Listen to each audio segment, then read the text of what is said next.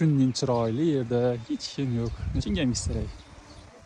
Altı bazar uyda yotavermang. Shuni ajoyib yerlarga kelib, dam olib, kelgan shamolatib ketsangizlar bo'ladimi? Azam bilan. Neredamiz topinglar. Kommentariyada yozib qoldiringlar. Neredamiz? Ko'rdiingizmi? Manzara ajoyib. Kelib dam olib ketadigan yer. Bunda kutubxonasi ham bo'lsin. Ganda mechit. Bunda topchonlar. Gullar ajoyib edi.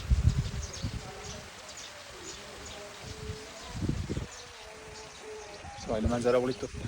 Bundan keyin har hafta inshaalloh imkoni boricha shuni dam oladigan, shuni bir go'zal, chiroyli, manzarali yerlarga borishni niyat qildim. Agar sizga qiziq bo'ladigan bo'lsa, obuna bo'lib qo'yishni yoddan chiqarmang. İnşallah şimdi chiroyli yerlarni ko'rsatib boraman.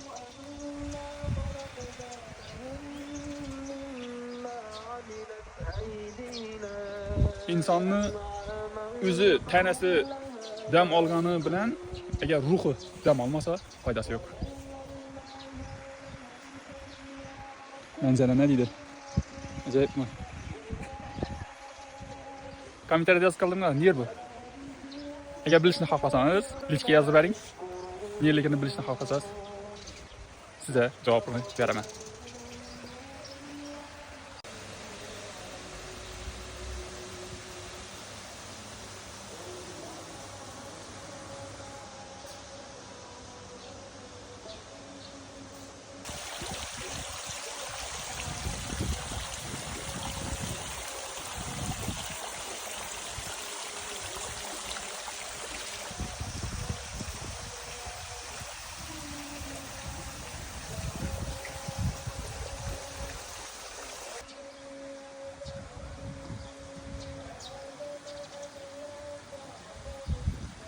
Bugungi ikkinchi lokatsiyamiz Hoji Yusuf Hamadoniy ziyoratgohi bo'ldi.